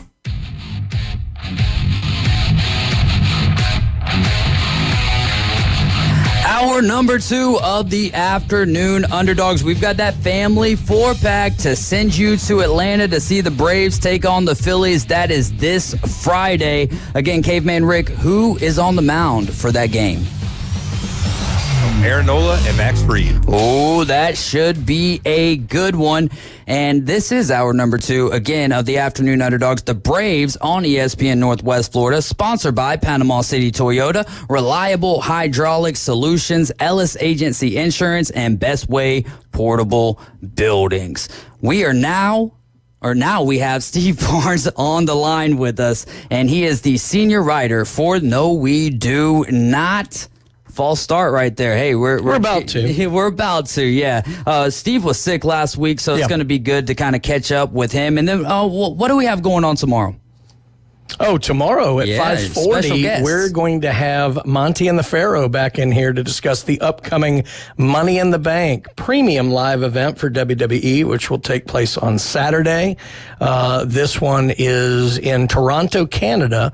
So this is now, I believe, the fourth consecutive premium live event that has taken place outside the United States. Do you like the events that are foreign events? Do you like those better than the American events? Well, Canada gets a lot of wrestling, so it won't be as novel to them. I mean, the crowds have been the story the last three because these are areas that never get major WWE shows. So Toronto, they get them, certainly pretty often during the year. So, but it'll still be good because Canada's nuts about wrestling. So yeah, what was it? Elimination Chamber that they had in Canada when Sami Zayn, that whole storyline was still kind of going on. Montreal a year ago. Yeah, that was pretty cool stuff there, and also pretty cool here from Johnny Yankee Seed. Dana White gave Alex Pereira that $303,000 bonus. So for UFC 300, Dana White made the bonuses $300,000. When Pereira got done with his fight the other night, he said, "I think the bonus should be $303,000." I mean, he essentially knocked out Yuri twice in that fight. Once at the end of the first round, and then boom, right into the second round, got it done. But we're going to be talking with Steve Barnes, senior writer for therebelwalk.com, and it's been a week. Steve, how are you doing, my friend? Hey, buddy. Just told Caveman Rick, might need him to look something up for me, but I believe I'm right. You mentioned Ernie Bruglio earlier. Mm-hmm. Yeah. I believe he was traded from the Cardinals to the Cubs for a guy named Lou Brock. Oh, wow. Wow, yeah. That'd be, what, about 63 or 64? Around the time of my birth, yes. I didn't say that, but yeah. Well, Steve, I think one of the first things that I want to start with, Brian, last Monday, even though you weren't with us, we had the College World Series Game 3. What was your thoughts on the saga dealing with Coach Jim Schlossnagle and him going to Texas just a day after he got done ripping or, saying that reporter Richard Zane was being disrespectful? Well, he needs to apologize to the reporter, much like Urban Meyer does too. He did. He apologized. Well, it doesn't shock me he did it. It shocks me the timing. I thought he would wait a couple of days, but he didn't. All right. How do you think he'll do over there at Texas, and what do you think of the replacement for Texas A&M and Michael Early? Well, the first thing is, you're at Texas. You've got every resource you ever wanted, so I think he's going to do fine. But then again, I mean, if you're coming into Texas A&M, you've got some pretty good resources too. Yeah. So I mean, I think it's a lateral move. I also think that this intensifies an already intense rivalry that's been on a little bit of a hiatus there between Texas A&M and Texas. And when they're playing late November and they're going to be at Kyle Field, home of the 12th man, I'm hoping that Jim Schlossnagle decides to show up. I would doubt he does, but same here. But I tell you what, I think I might be in kind of the minority. I love Texas and Oklahoma joining the SEC. I just absolutely love it, and I think this rivalry is one of the best in college sports ever. I just, I can't understand how they could have called it off for so many years. And that kind of segues us right into one of our first questions of today. What does Oklahoma and Texas, officially members of the SEC, really mean to you, Steve? Well, I think what it does is it's going to bring national titles in other sports. I mean, baseball is really, really good at both places, but swimming, diving, gymnastics, that's going to bring in some more national titles to the SEC, and that really doesn't hurt. Texas, they're academics. They're not quite Vanderbilt, but I tell you what, they're not bad. I have a couple of good friends who graduated from UT, and I think they're the smartest people I've ever met in my life. One of them even swam there and went to the Olympics, Beth Barr. Yep. But I tell you what, I just love this, even in football, because I understood today from talking to somebody in Oxford that when they announced the schedule, the motel rooms in Oxford sold out in like 10 hours, and they were all from Norman, Oklahoma. That is just going to think about Oklahoma at the Grove. That is going to be a pretty nice little. That's a game day type thing. Somebody down here didn't like that take because we just had a nasty little bump of thunder here. God's cash register, the thunder in the background. Which is Ole Miss playing Texas this year? No, they're not going to play this year or next year. But I was going to say, which team are you? Think about that when Arch Manning has to go to Oxford in his junior year. That's going to make for a great storyline. Oh, yeah. Do you think there's a chance that, Quinn Ewers is the guy, but do you think that Arch could overtake that job this year? I think Quinn Ewers could win the Heisman Trophy. So, I mean, as long as he stays healthy, and somebody asked me on the Tulsa station today, what's the Ole Miss, key to a successful season and getting the playoffs? Well, Jackson Dart's got to be healthy because I don't think that Walker Howard is going to take him to the national championship. But I do think Jackson Dart could, but he has to stay healthy. He cannot run the ball as much as he used to. He has to learn to slide a little bit. And let's face it, he does not like to slide. But the thing is, the whole thing is going to be health about all these quarterbacks. Well, let's go over to the group of five. Which group or what group of five school do you think could have a shocking year this year? I'll give you two of them. Both starts with a T. Tulane. And Troy. No.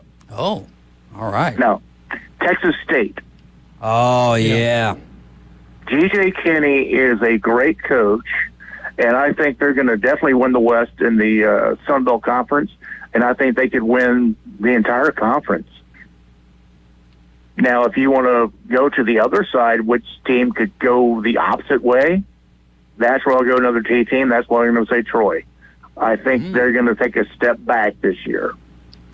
How about go ahead. But watch out for Texas State. Those guys down in San Marcos, they've got players, and like G.J. McKinney is definitely a Power 4 coach.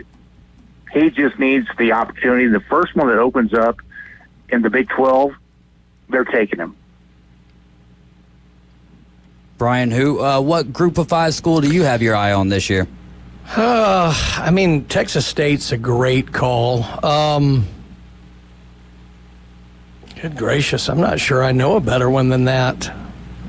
Does Memphis qualify? The only other one's Liberty. Yeah, Memphis is G5. I like Memphis in general. The only problem is they've picked up some tough, non-conference. Like I think they go to Florida State this year, so that may hamper them a little bit. But I think Memphis. That's why I like Liberty, right? Because Liberty doesn't play a Power 5 team this year, or Power 4 team this year. I think Memphis is going to be a lot better than people think and might be the best team out there. But, yeah, their schedule might play into them not being the team that makes it.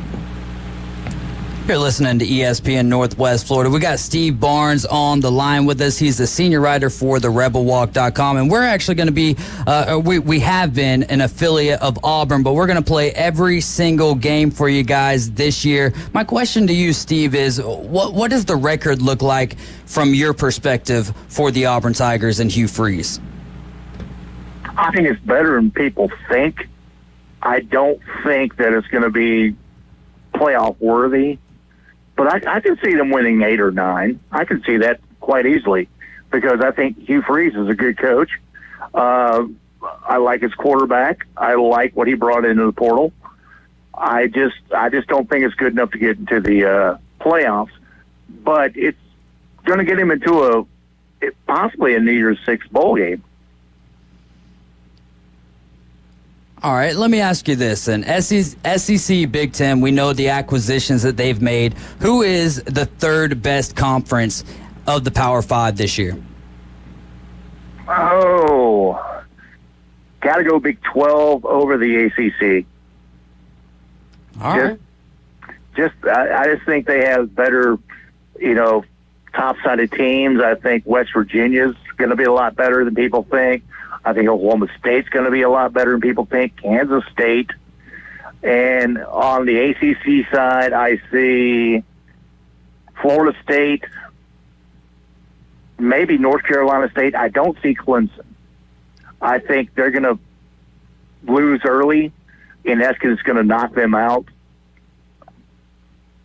Miami, not so sure about them either. So I would not go with the ACC. Steve, I was listening to you talk about the Auburn. My gut reaction is to say I'm still not impressed with Peyton Thorne and whatever, that they'd probably be 6-6. But through one of these quirks of scheduling, this is one of those years where Auburn has 8 home games this year. They start with 5 in a row. Then they have 3 straight on the road. Then they play 3 at home, and then they finish at Alabama. So the interesting thing about this, the fact that they have 8 home games, 4 on the road, but listen to their 4 road games. They go Georgia on the road. The very next week, Missouri on the road. Or excuse me, they have a week off after Georgia.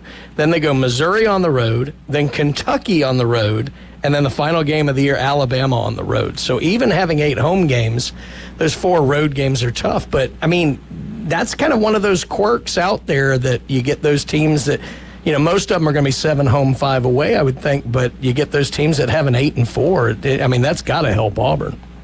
I could see that 4-game stretch. I could see them going 2-2. Yeah. So, I mean, if they go 2-2, they're definitely in, the thick of bowl season. Now, if they happen to lose to Missouri, and I think that's going to be up to the defensive backfield of Auburn. You got to stop Burden. You got to.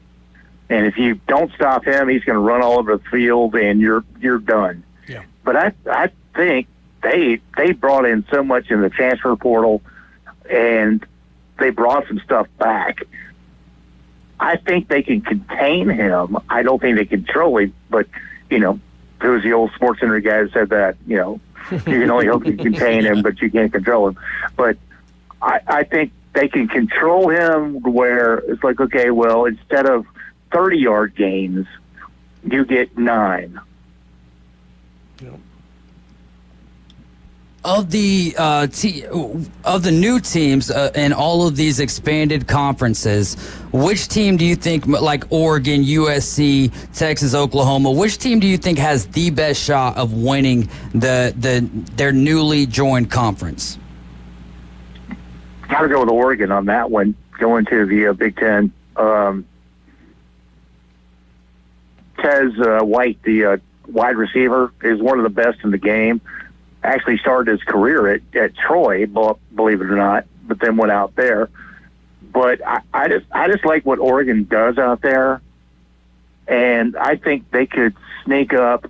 And I think, don't they get Ohio State at home? I believe that's correct. I'll check it for you here, but I think if they could catch them in Eugene. Yeah, it is. It's in Eugene. Yeah, October 12th. I think if they catch him in Eugene, that would be a great time to knock them off. And then what's to keep them out of the playoffs? Yep. Their tough trips are to Purdue on October the 18th. They're at Michigan on November the 2nd. And then they go, again, cross country to Wisconsin November the 16th. So a couple of cold weather games there for sure. But most of their big games are at home. Washington at home, Ohio State at home, Michigan State coming in. It lines up pretty good. I think you'd have to throw Texas in there, even though they're in the SEC. Yeah. just with what they have coming back from a playoff caliber or a playoff team last year. Obviously, Georgia's going to have something to say about that. But, as much as I hate to admit it, I think Texas and Oregon probably have about an equal shot at winning their new conference. So you're saying that there's going to be some cold games for Oregon. Have you ever been to Oregon? I have. It doesn't seem like they get chilly there. It's chilly. They don't seem to get quite the snowfall you get in Wisconsin or Michigan in November. But that being said, Dylan Gabriel's 74 years old. He may have arthritis by the time those games come around. And he's from Hawaii. Yes, he is.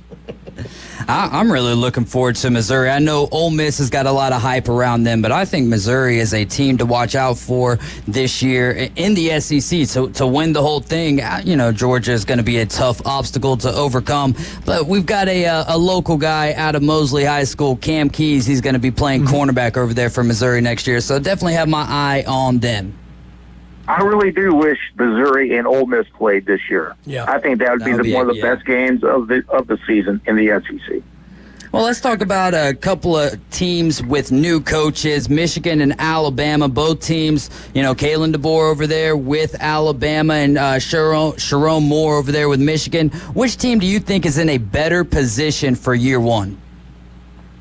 Well, Moore, basically, he ran the team for half a year last year because Harbaugh was suspended. But in this matchup, I kind of like DeBoer a little better. He knows that here's what I have to do to come in and run a program. Moore is trying to do what Harbaugh did. So I like DeBoer a little bit better. And then Big 12. I guess we're just kind of going over the new landscape here. Colorado, Arizona State, Arizona, or Utah will be the best addition to the new Big 12. Utah easily. Yeah. So not buying the hype year two of Colorado and Deion Sanders? Not at all. Watched the replay last night of the 29-point, what do you call it? Debacle. Disaster. Not even, no, disaster's even better. But against Stanford. Yeah. And a lot of that was coaching. Yep. They had four penalties on too many people on the defense. That's coaching. And then Shedeur Sanders throws that terrible pass in the end zone in overtime, and even his dad threw him under the bus.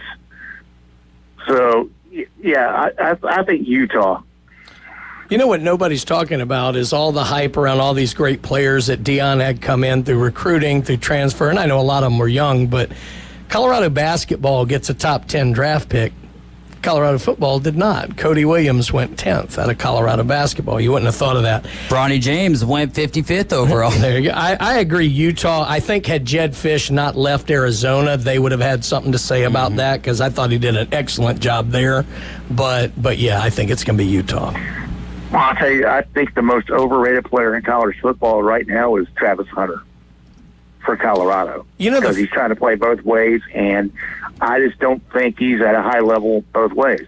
You know what's interesting to me, Steve, watching him last year, of course, he had all the hype as the defensive back, and he's going to go play for Deion, who was one of the best. He would shut the whole side of the field down. I liked him better last year as a receiver than I did as a defensive back. I thought he got burnt way too many times. He got his feet crossed up too many times. He had bad technical skills. He's an athlete. He's a freak athlete. But I thought he looked significantly better as a receiver, which really surprised me. I think you're right on defense because it seemed like he got crossed up a lot of times. Bad footwork. How many times in that Stanford game, how many times did he get beat on a slant? Yeah. I think you might want to learn how to cover a slant. Yeah. What do you make of Ohio State possibly using Caleb Downs in the backfield? The thing about Ohio State is they have basically so many players, they're not sure what to do with them. Yeah. And I think they're going to put them in the wrong positions. Yep. So that's my concern about Ohio State. That's why I mean, I finally found the only Athlon magazine, by the way, in Escambia County, Florida, the other day at Barnes & Noble. But I agree with them and Lindy's. I'll put Georgia over Ohio State because I think Ohio State has an embarrassment of riches, and they're just not going to know what to do with them. And I think Georgia does. And the other thing that's playing a piece in this, and it's partly the Travis Hunter thing, these players come in now with so much power that they didn't have before, especially when they transfer in and all this, and they're going to be flexing that muscle of the only way I'm coming here is if you let me play both ways, you let me do this. A lot of times these players are their own worst enemy. Caleb Downs needs to stay at safety. He's the best in the business at it. Don't play him out of position. Don't have him returning kicks. Don't let him do any of this other stuff. Stay where you're great. I think certain wrinkles in the offense, like for trick plays and stuff like that. But Steve's right. They have players everywhere. Yeah, if you're Travis Hunter at Colorado, maybe you don't have a receiver of his level. Okay, one thing. Ohio State doesn't need him. I keep him exactly where he's the best in the business, and that's at safety. And a coach needs to do that to these players, and I'm not sure the coaches are willing to stand up to a lot of them. That's why guys like Saban got out. Yeah. Well, I think that with Deion, he's looking at Hunter going, well, yeah, he could do what I did. Yeah. So let's let him do it, and he can be the new Deion. Well, he's not going to be the new Deion. Right. Because, I'm sorry, Deion, and I'm sorry, I'm not a Deion fan, but he was the best two-way player there was. Ooh. He was pretty darn good. I mean, I'm going to have to take Steve's word for that one. Yeah, I mean, he didn't do much at receiver. I mean, as a punt returner, he was phenomenal. And as a shutdown corner, he was great. I wouldn't love him, having to tackle running backs all that much, but he would literally, he was like Revis. He would shut a side of the field down. I mean, he was that good at cover corner. Hey, well, Steve, we are out of time, my man. Thanks so much for coming on with us. Glad you're feeling better, and we'll chat with you next Monday. Sounds good, brothers. Thanks, Steve. All right, Steve Barnes. Y'all go check out therebelwalk.com. He is the senior writer there. It's now time for the PCB Hobby Takeover, and we still have a family 4-pack of tickets to go see the Braves and the Phillies this Friday. Just answer the trivia question. We'll announce that when we get back.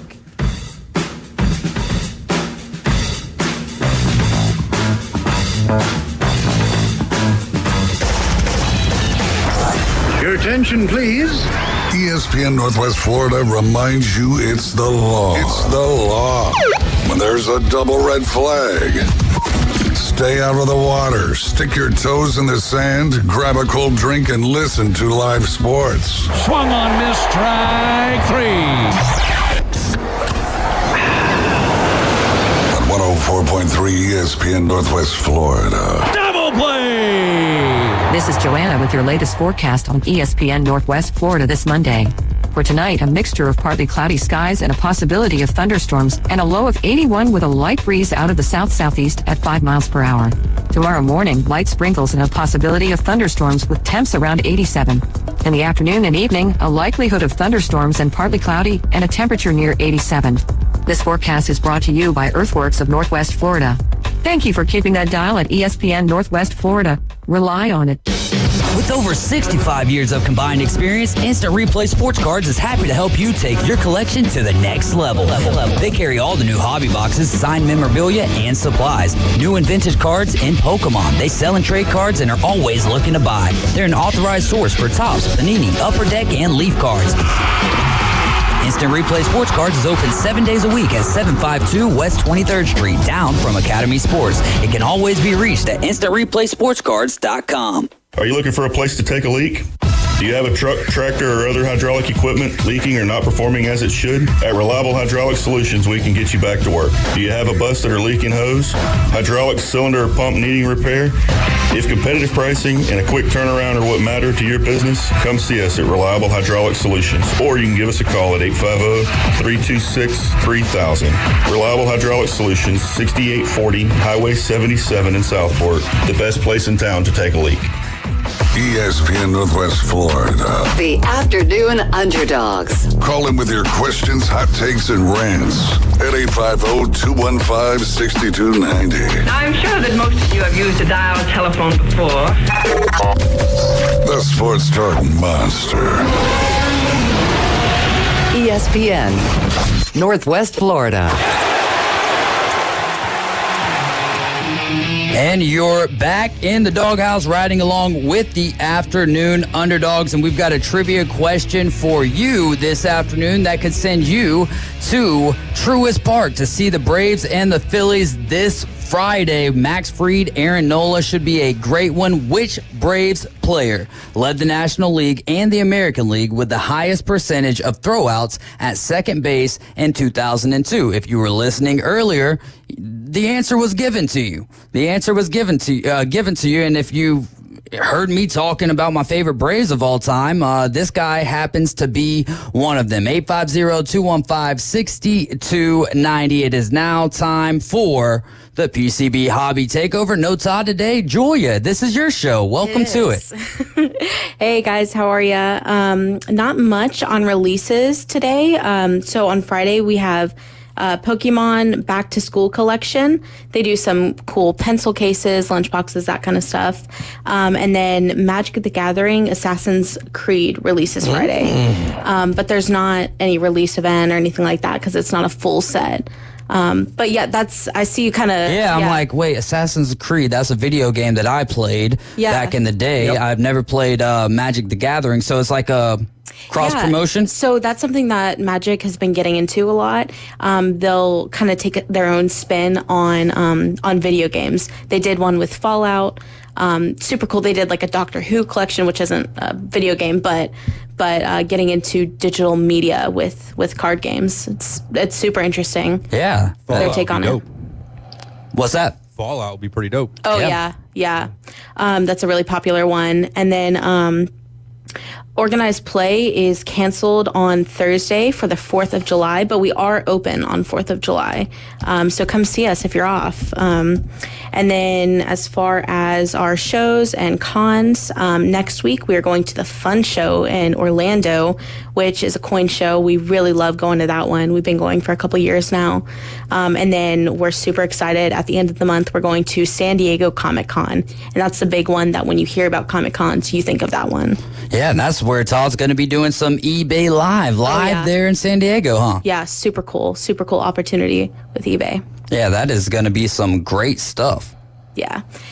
So, Brian, what do we have for releases in sports cards? Well, it's going to be a fun week on the sports card front. A lot of baseball this week. One of my favorite products every year, top-of-the-line product. It's called Tier 1, aptly named. Yeah. You know?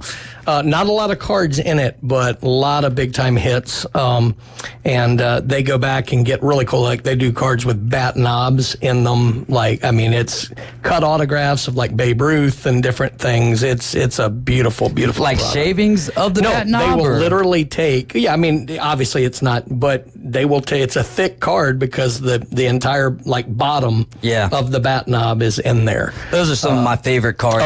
The ones with memorabilia. Relics. Yeah. Okay. No, there's the right terminology for everything, huh? No, absolutely. But Tier 1 comes out this Wednesday, one of Topps' big products of the year. Also, over on the Panini side of baseball, which is not a big deal, but Stars and Stripes, actually, it's a fun set because it's the Team USA guys. Well, a lot of the Stars and Stripes cards are the first cards of players because it catches them when they're on the U15 or U17 national teams. Guess who's in Stars and Stripes this year? Jack Caglianone. Okay. And this will be before he gets a Bowman later this year in draft. So a lot of Gators fans will probably be interested in that. You'll have a lot of guys who will be, big names coming up in Stars and Stripes. That is also Wednesday. And just to prove that I'm not wholly stuck on sports, Fleer Ultra Wolverine comes out from the Marvel franchise. Oh, because they got the Deadpool Wolverine movie. So that is also coming out this Wednesday. And then just looking ahead, next week, you're going to have Contenders Football Hobby, which is always a great set. That's like the famous Tom Brady rookie ticket auto was from Contenders. It helped launch that product. WWE Prism. Are those licensed? They are. Okay, in the football, they are. WWE Prism is coming out next week. That'll be the first 2024 product for WWE, which we can talk about a little bit maybe tomorrow. Yeah, there you go. And then the big ones, July 17th, two of the biggest products of the year, Topps Chrome Baseball, which is an absolute flagship staple product, and then Optic Football. So that's one of the biggest football products. So this is a big month for sports cards. Not a whole lot of basketball. We've run through a bunch of them up, through the last couple of weeks. There'll be a few more that come later, but it's a good time to be baseball. How much do you think that with the NBA draft being a lackluster NBA draft, do you think that's going to affect the sports card movement in the NBA? It can. Obviously, having Wemby drove so much last year, but that being said, there was a vacuum on everybody else, which guys like Brandon Miller and Asar Thompson and guys, Triple J, those guys should have carried more weight, but Wemby was such a phenomenon, everything was about him. That being said, the 21-22 class, which I think is loaded with depth, had no superstars. That's Cade and Josh Giddey and Jalen Green and those guys. And so it didn't sell all that well because you didn't have the one or two superstars. I think this class looks like the 21-22 class. I think there's a lot of talent in it, but there's no standout. Ironically, Bronny James stuff is going to sell extremely well because he's Bronny James. Yeah. But, guys like Rasacher will be fine over time. I think Reed Shepherd will have a good following as it comes to cards. There'll be Matas Bezelis has kind of a nice following there. Is that another French one? No, he's actually he was playing in the G League the Ignite, gotcha, or whatever that is. But he's from Poland or something like that, but has been in Chicago. So he actually went to his hometown team, which was really cool, going to the Bulls. But he's a guy who has a kind of a following too. So, and then you'll have the two or three guys who stand out that no one's looking at. So, what was your favorite pick in the draft? Oh, I think Dalton Knecht dropping to 17. Sir. Right I think it stinks for him, but God, what a pickup for the Lakers. It really made it that much easier to take Bronny because they got an absolute steal. And then Filipowski going in the second and Furfree. He's from Kansas. There was one of the analysts had him number 5 on his board. He went 35th. That's a free fall right there. Great shooter, but those guys, watch out for them. They dropped. I think Filipowski dropped for stupid reasons. I think those people outsmart themselves when they have too much time to delve into this stuff. So I think he's a good player, and I think him dropping to 32, I think he's going to have a chip on his shoulder, and he's going to come out ready to play. Yeah, a great place for him to play, too, over there in Utah. Definitely. WWE or UFC at the shop there at PCB Hobby, which one of those are more popular? Julia, feel free to chime in as well. I think UFC, a card was sent to me the other day, a really good pool from one of our streamers, and he seemed really excited about that. So I know there was a lot of excitement on our streams for that, but I'm not sure about in shop. Is that similar, Brian? I think that's right. I think some of it has to do with UFC has had a little more recent card releases, and it's becoming more and more popular. People are becoming a little more familiar with the names. The Topps buyback program was very big for UFC, so that helped. The WWE fan base is very passionate. It's just smaller. It's a little more niche. But they have some great products out, too. We just sold a $700 Immaculate box the other day that has some incredible cards in it. But, UFC is probably a little more popular overall. But that's not to say WWE is not great. It's got some really cool stuff. How are we feeling about Kling Kong, Donovan Clingan? How do you feel about his rookie card? Or how the value for him in the future? He's one that's going to need to, kind of have a good first half of the season, I think. He for lack of a better term, he's probably a little boring to collectors. He's a great player. But, generally speaking, what collectors and the hobby, if you will, are looking for are dynamic players and attitudes and things like that. So, guys like Zach Eady and Klingon they're just a little boring maybe, so they need to really show out, maybe have their teams go off in a pretty good first half, and that would help those guys. There you go. Caveman Rick, did you want to try to ask the question that we were... Nah. I mean, it's about comic books. Oh, wait. Hold on. Julia, you have something to show us. Yes, I do. I've been patiently waiting. So today... Sorry. No, you're fine. Today, last week we were talking about how collecting things can be so great for a monetary value, really getting a bang for your buck. But sometimes things are just cool. Yeah. I mean, that's what draws a lot of people in. And as someone who doesn't necessarily collect myself, I can still recognize that things are just really cool. And so this caught my eye the other day on a stream. It is a $1,000 bill from 1934. It has President Grover Cleveland on it. And you never see this kind of stuff. It's super rare. They was balling back in the day, huh? Yeah. People just carry these around, which is insane. Just think what that bought back then. The buying power in $1,000 bill. A mansion, back probably. then. Good Yeah, Lord. he probably could have bought a football team. Yeah. What'd you say, Rick? I couldn't hear you. Probably like $100,000. I mean, like the way inflation is, compared to back then. Yeah. And so banks used to use these a lot to do interbank transactions. But yeah, it's still a super cool product or super cool currency. They started these in 1929, and then they stopped production in 1945 because no one used them. You'd still be balling if you had those in your pocket carrying around. Absolutely. Yeah. I want a wallet full of these, but You know what's beautiful about those two? It'll never be worth less than $1,000. I was about to say. Thank you, Brian. Thank you. It's beautiful. Inflation-wise, that would be $22,594.89. So. Yeah, give me those cents. Yeah. Give me the, hey, you know, gotta save the change. Not to go down any political front, today, but we have the opportunity with Trump running again, who had been president and then didn't win, and now is running again. Grover Cleveland, the only president who served 4 years, then was off for 4, and then came back and was elected on a separate session. So. It'd be funny if Trump. The more you know. Trump brought these back. Exactly. Yeah. Well, don't think he won't miss a marketing opportunity, but that might be the one thing I remember from history. I do remember that. So that was cool.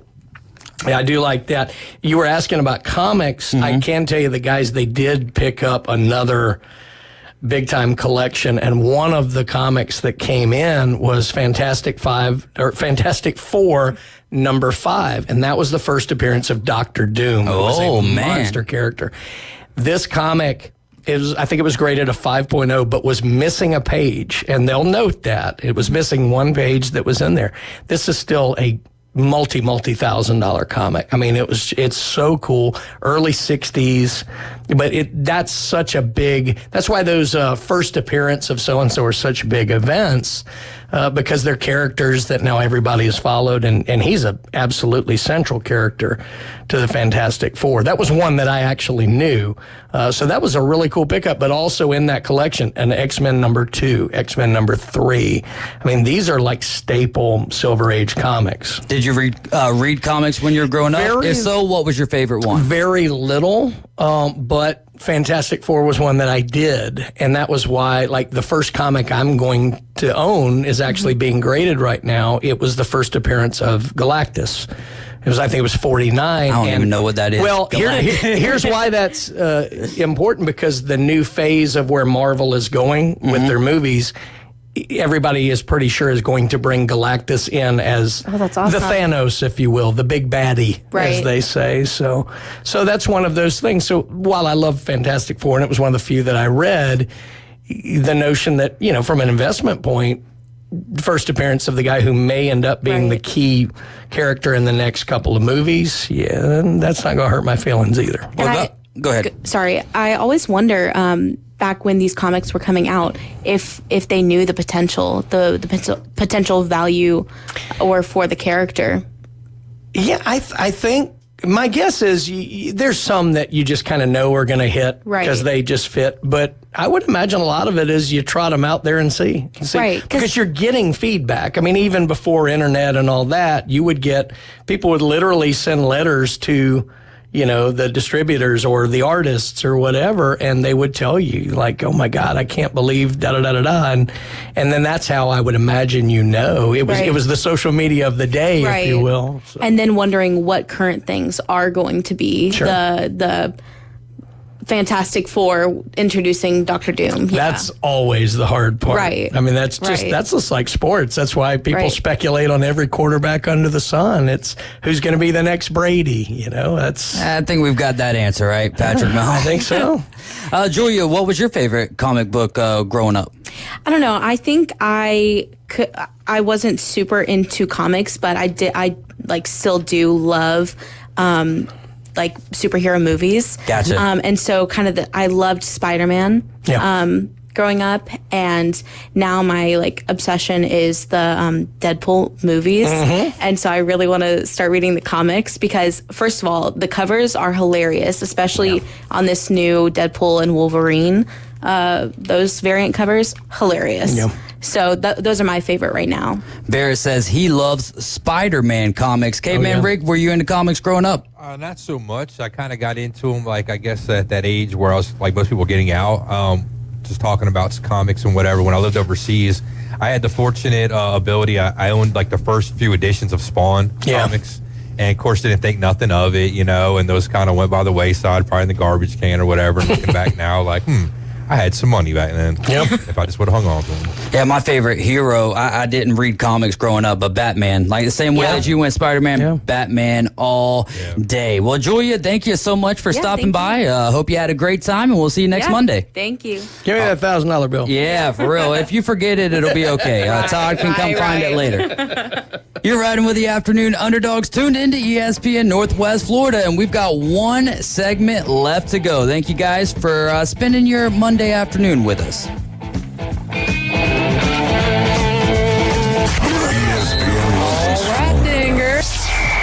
It's the Coach James Hale Show. To a burning ring of fire.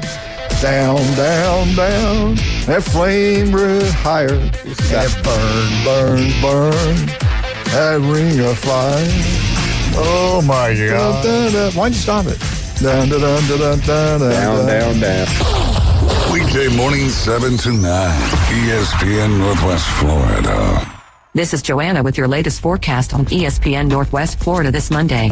For tonight, a mixture of partly cloudy skies and a possibility of thunderstorms and a low of 81 with a light breeze out of the south-southeast at 5 miles per hour. Tomorrow morning, light sprinkles and a possibility of thunderstorms with temps around 87. In the afternoon and evening, a likelihood of thunderstorms and partly cloudy and a temperature near 87. This forecast is brought to you by Earthworks of Northwest Florida. Thank you for keeping that dial at ESPN Northwest Florida. Rely on it. Los Rancheros has been doing it right for 20 years. Los Rancheros brings a top-shelf dining experience to you with the opening of their beautiful new building.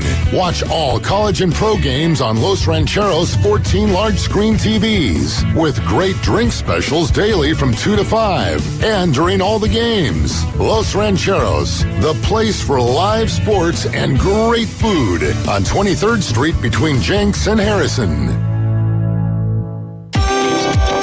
Hey folks, Chris Kramer with Bill Kramer GM. And the best place to listen to the Inside Drive with Ryan Mulvey is inside a brand new vehicle from Bill Kramer GM. And I want you to know we've got 10 times the amount of inventory on the ground as we did this time last year, and darn near all of them are discounted. So shop us online at BillKramerGM.com or visit us the corner of Frankfurt and 23rd. We'll make it easy and take great care of you. He doesn't live paycheck to paycheck. He lives transaction to transaction. I need about $350. David Hayes is part of the Afternoon Underdogs on ESPN Northwest Florida. And it is time for our final segment of the afternoon. And we still have a family 4-pack of tickets to send you to go see the Atlanta Braves in Truist Park taking on the Philadelphia Phillies. Max Fried should be on the bump for the Bravos, and it'll be Aaron Nola going for those feisty Phillies who are having a great season this year. We got a couple of texts in. Someone said my favorite comic was Enemy Ace. That's Professor Plum. Okay. And thank you guys for sending your names in. We are integrating into a new text system, so we don't have a lot of numbers saved in. So I'm just looking at numbers, trying to guess who it is. So 217-823 says. You can kind of tell maybe by some of the comments some people make how they word stuff.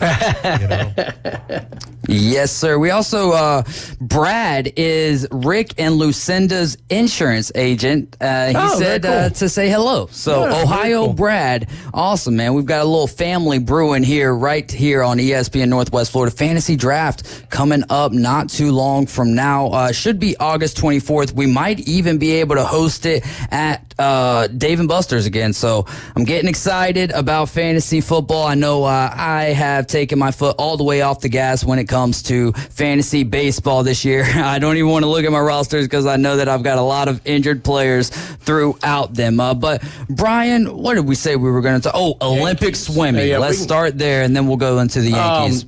The biggest story, unfortunately, continues to be the fact that the River Seine is still not passing water quality tests, which is not a surprise. It's the dumping ground for Paris and has been. Didn't they spend a boatload of money on that? Yeah, and like it's billions? not working. Yeah. Surprise. It's kind of a mess. I'm sure there'll be a plan B. I wish they would have announced it, but for the open water swimmers, that's obviously a worry. E. coli, and unfortunately, it's taking kind of the top news story, even though it's a negative. Mm-hmm. For the Americans, the team is selected. Our women's team is incredibly good. We do have some local flavor, or somewhat local, at least southeast. The Walsh sisters are going to be a big story over there. Alex Walsh was a silver medalist in Tokyo. Gretchen, her younger sister, has always been thought to be America's next great female star. Well, she's now made the team. She broke a world record in the 100-meter butterfly at the event, which was phenomenal. They both swam at the Nashville Aquatic Club, and they actually did a lot of their training during COVID down here because we were one of the pools that was open. Really great swimmers. They both swim for the University of Virginia, who just won a national championship. They're going to be stars. Kate Douglas, who also swam at Virginia, is probably our number one star at this Olympics. I would think her and Gretchen are going to be there. Katie Ledecky is the big name. She's made her fourth Olympics. She's still very good. She's getting up there in age, huh? Yeah, the problem with Katie Ledecky is she's going to be judged against Katie Ledecky of old, not so much against everybody else. But no, she's great. Mobile, Paige Madden made her second Olympic team, so good for her. There is a brother-sister combo on here, Alex and Aaron Shackle. Who originally were in Nashville, then when they were like 11 or 12, moved to Indianapolis area, Carmel, right outside of Indianapolis. So they both qualified for the Olympic team, which was great. The guys' side, it's not as good to me as the women's side, but there's some heat. Caleb Dressel. No Michael Phelps or nothing? No. Caleb Dressel, Ryan Murphy kind of lead the older guard, if you will. There is a young guy. He's not the next Phelps, but he's really young to make the team while in high school. His name is Thomas Heilman. He's a guy to watch for the next 15 years. He's a really, really What is the average career of a great swimmer? Well, now it's longer. It used to be that once you were kind of done with college, there was no way to make a living and still be able to train. And so even people like the great Tracy Calkins would quit at 23. Nowadays, you have professional capabilities. A lot of the colleges will offer pro groups where you can be a, quote, GA and stay in and you can get your master's or whatever, but basically be a professional swimmer and do that. So now, you know, on the men's side, guys are going into their early 30s, maybe even mid-30s, and women generally, just in all sports, physiologically, their careers are going to be shorter, but I mean, we've seen Gabrielle Rose this year at age 46 swam her fastest time of her life in the 100 breaststroke. She's a former Olympian, didn't make the team this time, but made the final 46 years old. That's impressive. She's almost my age. Yeah. But Dara Torres made an Olympic team at 42. So the women are able to swim longer now, too, which is nice. So it is good in that respect because 30 years ago, a lot of your Olympians were high schoolers, especially on the girls' side, and now you're able to continue this career forward. Yeah, when you brought up Mobile there, it brought up a worst of the weekend, Jamarcus Russell. Did you hear about that? Yes, of course. My goodness. Williamson High School is alma mater. He accepted a $74,000 check from Chris Knowles, who was a local business owner. That was supposed to be a donation to help the football team purchase weight room equipment. The money allegedly never was given to the school, and Jamarcus Russell reportedly deposited the check into a credit union and then withdrew $55,000. So needless to say, he's been banned. I mean, just come the on, bad man. thing is that I think charges have been filed, certainly. Yeah, there's a trial coming up in October. The bad thing is he's been banned from the district, from the school, but he keeps trying to show up at school events. I mean, that's what led to this latest story. I mean, it's ridiculous. Knucklehead, man. No doubt. And it's a shame, Should have too, watched the tape. It's a shame because he was great at Williamson, and Williamson was a school that really struggled. There was a while where because back then you could transfer only under specific rules, and one of them was minority majority as it related to race back then. And so a lot of Williamson's top athletes for the longest time were transferring to where I went to school initially, which was Murphy. And Murphy was top 10 in the country 2 years in a row. Then all of a sudden, once those numbers changed, and it would be like here, where like if Mosley was full, you couldn't transfer in. Yeah. Then you couldn't transfer in. All of a sudden, you're starting to get, T. Martin staying at Williamson, and then Jamarcus Russell playing at Williamson, and they have great athletes there. And he did a lot of good for that school when he was a player, but obviously he's done a lot of bad for that school since. My goodness. Well, Johnny Yankee Seed earlier wanted to know what your thoughts are on the Yankees and what they should do at the trade deadline, which is coming up at the end of this month. So I really haven't studied like any of what the experts are saying per se. I was just kind of looking at the available list. To me, I still think you need a starter or at least a good left-handed arm, whether it's a starter or somebody in middle relief. So let me throw out a couple of options here. As a starter, maybe Kikuchi from the Blue Jays. I don't love him as a starter, but he might be one of the best available lefties out there. Shout out to Garrett Cole getting his first win of the season, though, right? Yeah, absolutely. Jordan Montgomery as a middle kind of reliever, give you another arm. I actually think that one's possible, Diamondbacks. The one I would like to see, I mean, Blake Snell would be fine, but he's on the injured list right now, so I don't know if they want to do that. The one that's interesting to me, I might pick up Scherzer. Oh. I know he's a righty, but I might want that veteran. Like, you've got Verlander, too, who's also on the injured list, but Verlander's no good in the playoffs. Give me Scherzer as kind of another veteran arm in there who might be able to get you that Game 4, Game 3 start or something. That might be. You think the Rangers would deal him? Apparently, he's out there on the block as somebody they're looking at. So, we'll see. Again, it's all going to come down to what teams are doing what. As a bat, I don't know a whole lot of what they need, so a safe pick would be maybe a J.D. Martinez as a DH. All right. Just going across town. A little Subway Series rivalry there. I don't think Vladdy it makes much sense coming over. There's a lot of talk about him maybe going to the Cubs. I don't think Lou Bob... I don't think he plays in. Do you think he moves? Bo Bichette at shortstop. I think Lou Bob probably is on the move. Okay. I don't know where he's going to end up. Bo Bichette. Send him to the Cubs. You've already committed to Volpe. I don't see Bichette coming in. Right. I'm not a big Jazz Chisholm fan. Pete Alonso would be interesting because I think that guy is criminally underrated. He's going somewhere, whether it's at the deadline or in the offseason. Average is up, too, this year and still has the same power numbers. I'd love to see Pete Alonso go to the Yankees. I just don't see it. So I would hate to see that. I get it. The safe pick's probably J.D. Martinez. I could see that one. Your expectations tonight for United States as they take on Uruguay?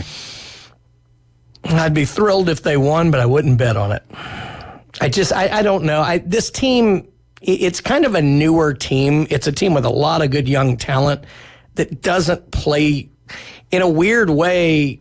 We're getting better because we're having some of our top players play in Europe, and because of that, they're not around each other as much. And so it takes our national team a little bit longer to gel.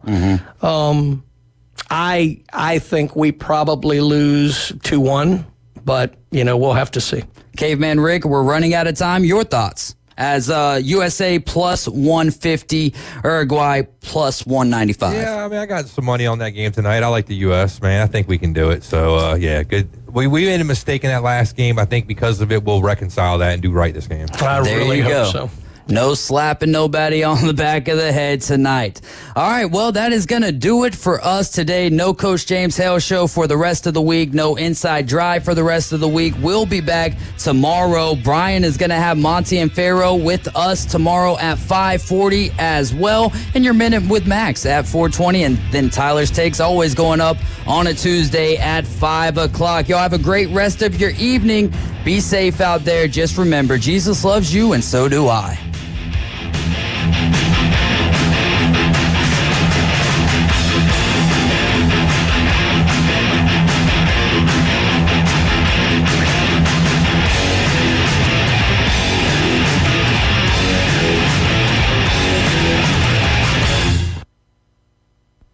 ESPN Northwest Florida, available on all your devices. Connected. Hear your favorite sports talk hosts. The Coach James Hale Show. You're listening to Inside Drive live. The Afternoon Underdogs. And your favorite teams. Braves win it! We're live